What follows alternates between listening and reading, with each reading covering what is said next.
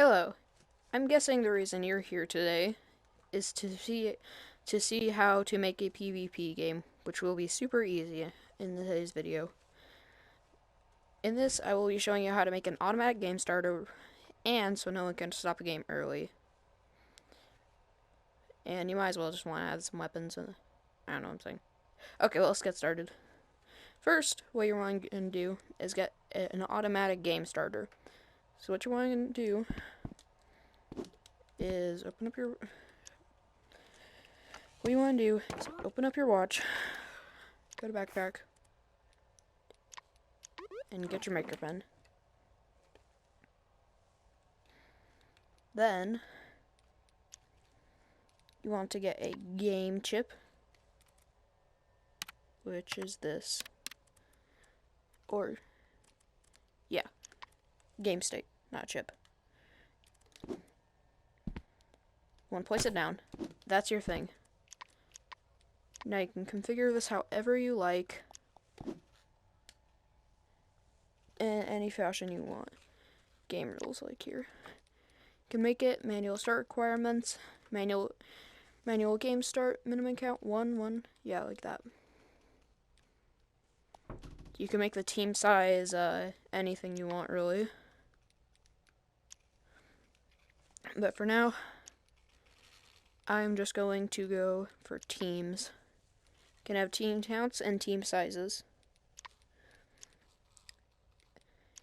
And because the teams are sizes of 4, what you want to do, and there's only 2, what you want to do is go to your watch, go to this room, go to room settings, go to subrooms. Then by clicking this button, you are able to change a bunch of 8 players.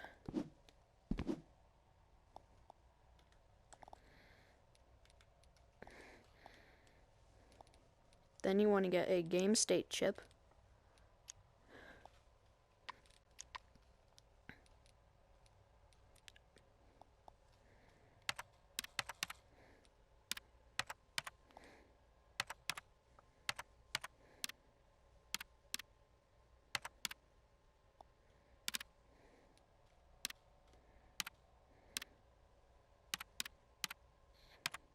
There. What you want to do is get this.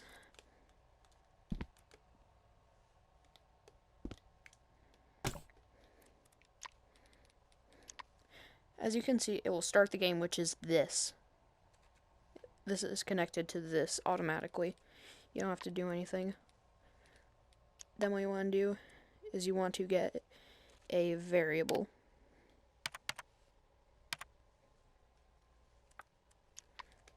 And then you can put it right here, configure it, and then you want to make it so that the R signal is like this. By then connecting these two together, it will automatically start the game. Okay, that's weird. I never knew that could do that. Okay. Now I guess I'll have my editor speedrun me making the game.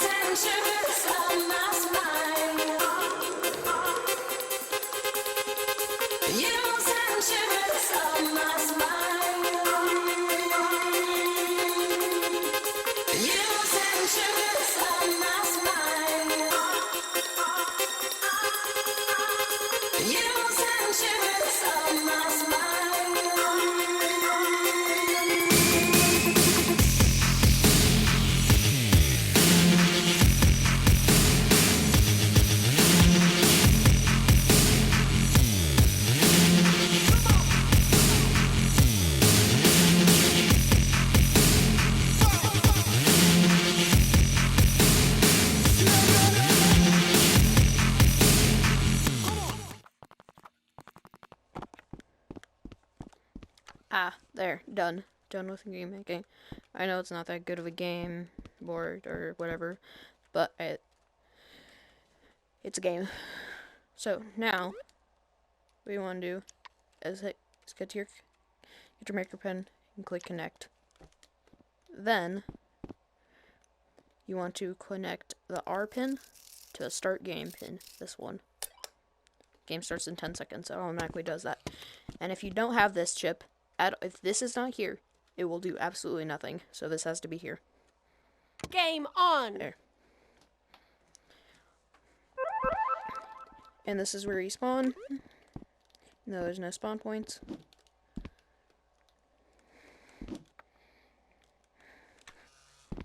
And then if you go over, and then if you go around, you can, I'll just say,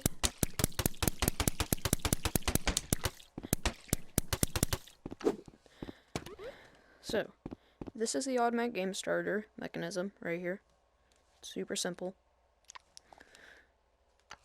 And then you can just edit this, or not edit it, but you're not able to edit while the game's going on. And what you can do to change that,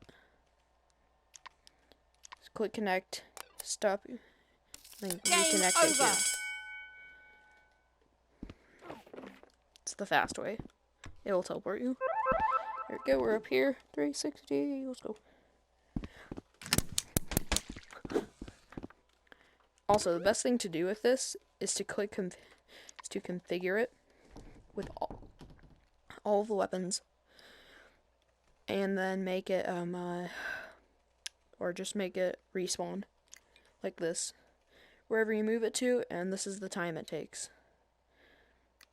You can make it last barely any time, so it respawns immediately, nearly immediately. Let's see if I can get out of here. Yeah, see, very hard to get rid of it.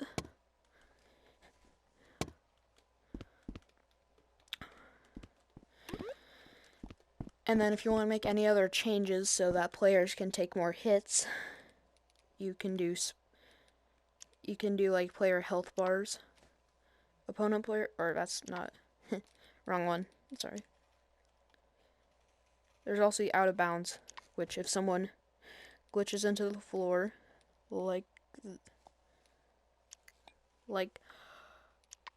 this, it will do that.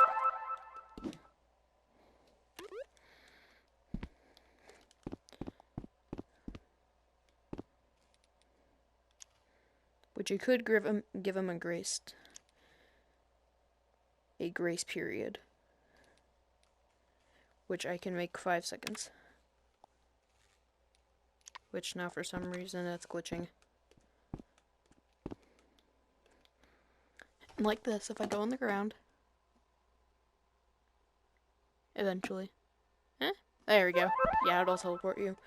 What's the grace period?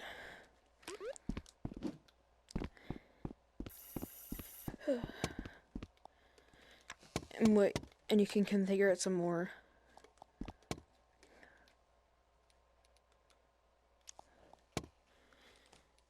To get some other stuff like timing, respawn on game start, respawn on game over, join in progress.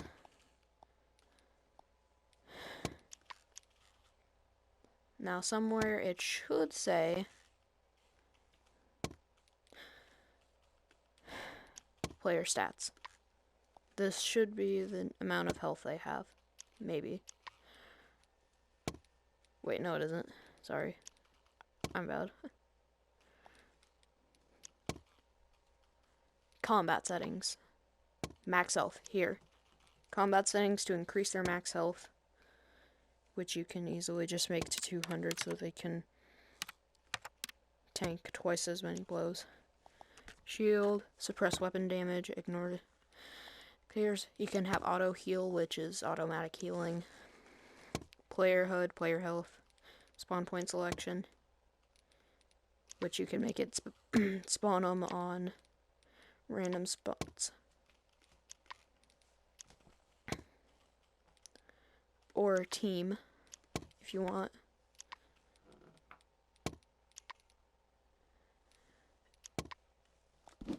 Which then, if you go up here, you can then configure this, I think.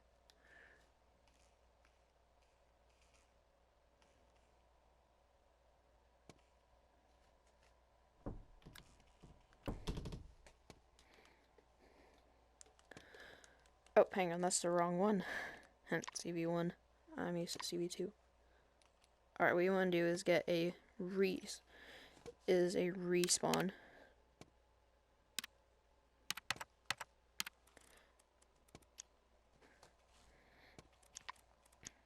Which you can experiment a little bit with this.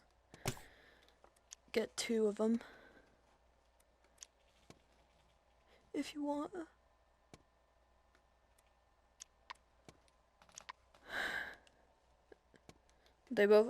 These both look very similar to each other. But this is a welcome mat and this is a respawn point.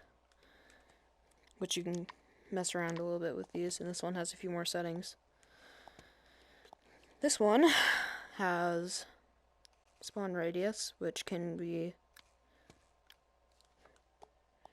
is the amount of range around it you can spawn in. Like, if it spawn points here, I could spawn here at the edge, or spawn in the middle, like that.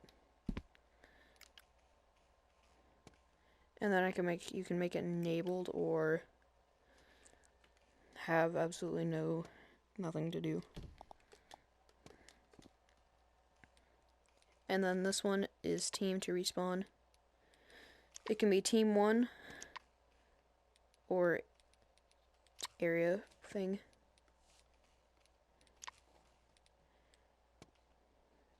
During game,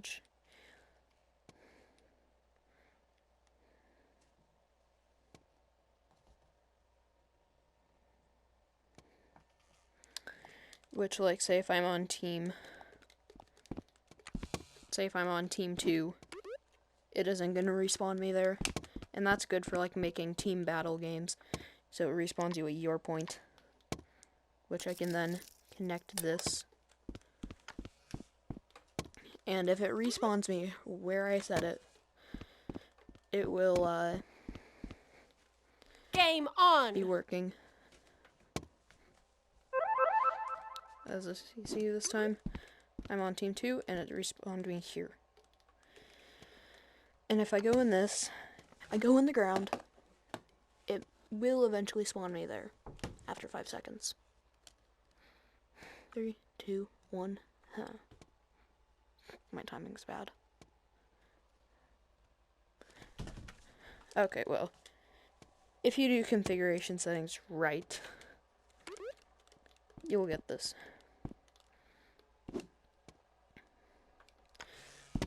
Also, if you ever add cars, unless it's like a roller derby game, you're probably not going to want to have players being able to get in these. Like, if I go to props, dynamic, I can get a rally buggy or a trusty pickup truck or something that allows you to drive it.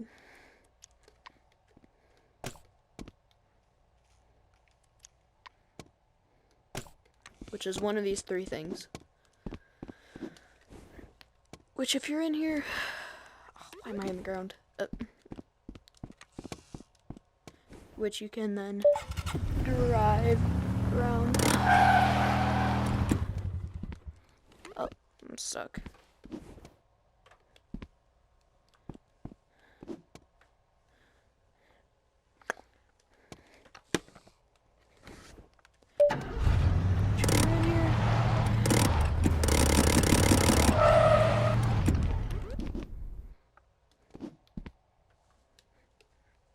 And it's the same for this one. They all mostly have the same settings.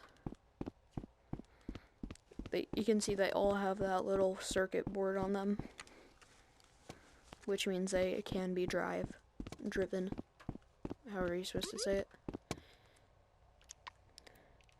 And also, just for fun, if you want to have enemies to fight with you, you can get a spawner, which is this.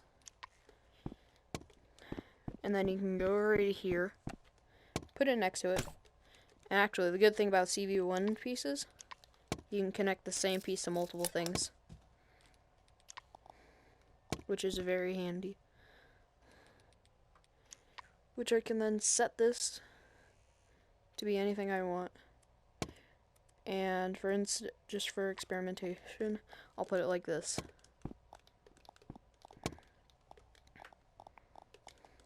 And then you can configure him to be on any team you want. You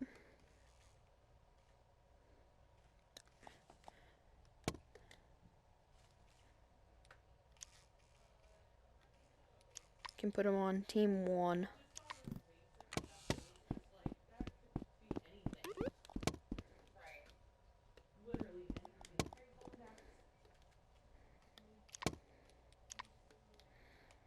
Or instead, if you get tired of waiting for this thing to work, you can just get a button, spawn him in.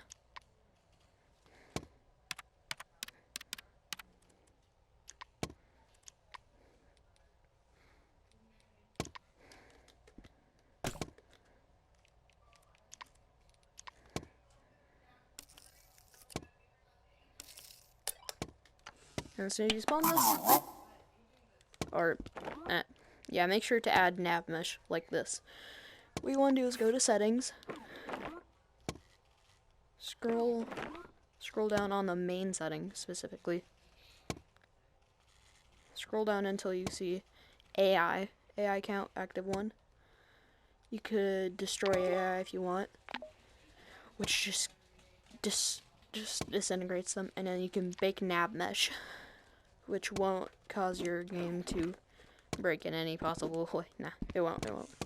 Now if you do this, he'll do nothing because he has no team assigned to him. Well, at least for me. Because he's on Team Blue. And since he's on Team Blue, you can't harm him. And also, just for fun, you can make 2 of them battle it out by making it Team 2. Like this. Oh! Oh crap, he wants to kill me. Like this, you can watch him battle it out. Which is kind of fun to watch. Consider it gets very hard for each other. It's just a duel. Yeah. Oh, and also, like you saw, I could tank multiple hits. Mostly. And since I spawn up here, I can just jump down and join in on the battle.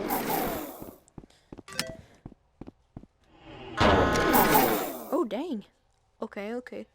Yeah, they're strong.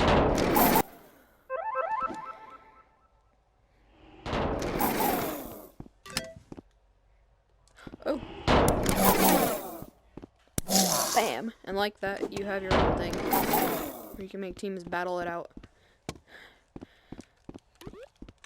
And I guess that's it for now. That's really all you need to know about making a PvP. Oh. Hope it learned.